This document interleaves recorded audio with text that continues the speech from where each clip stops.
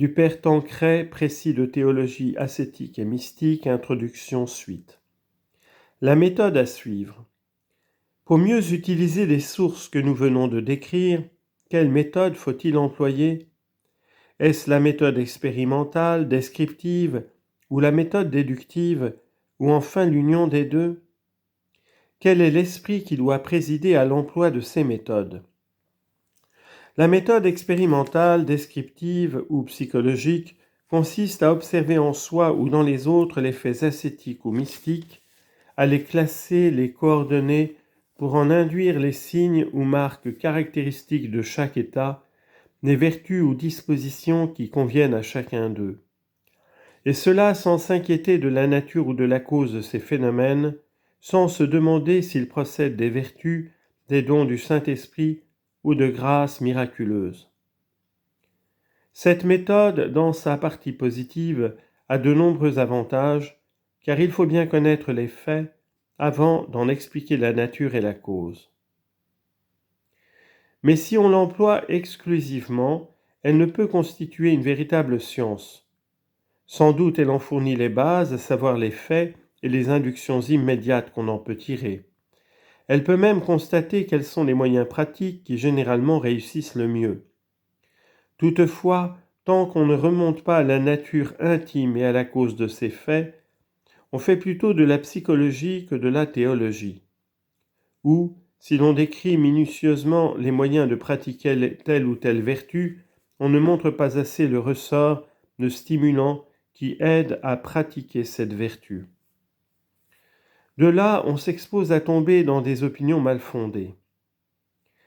Si dans la contemplation on ne distingue pas ce qui est miraculeux, comme l'extase, la lévitation, de ce qui en constitue l'élément essentiel, c'est-à-dire le regard prolongé et affectueux sur Dieu sous l'action d'une grâce spéciale, on pourra en conclure trop facilement que toute contemplation est miraculeuse, ce qui est contraire à la doctrine commune. Beaucoup des controverses sur les états mystiques s'atténueraient si, aux descriptions de ces états, on ajoutait les distinctions et les précisions que fournit l'étude théologique.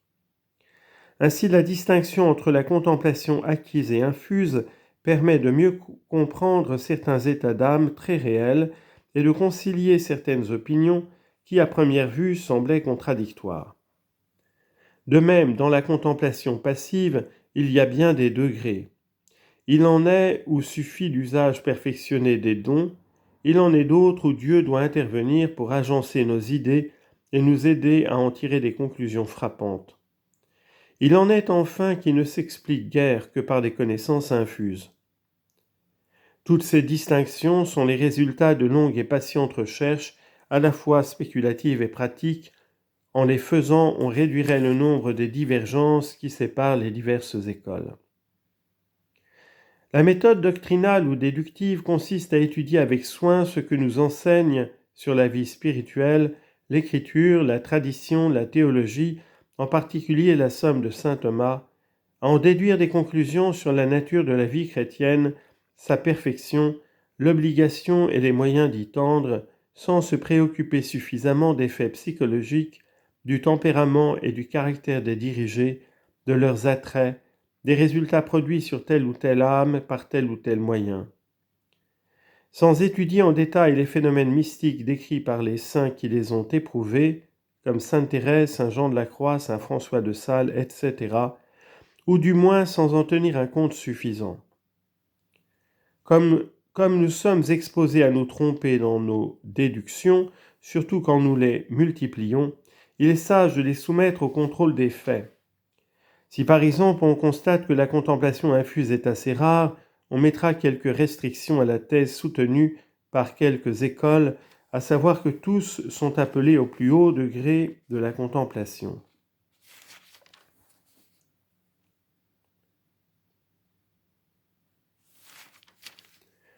L'union des deux méthodes. Il faut donc savoir combiner harmonieusement les deux méthodes. C'est en réalité ce que font la plupart des auteurs. Il y a seulement entre eux cette différence que les uns s'appuient davantage sur les faits et les autres sur les principes.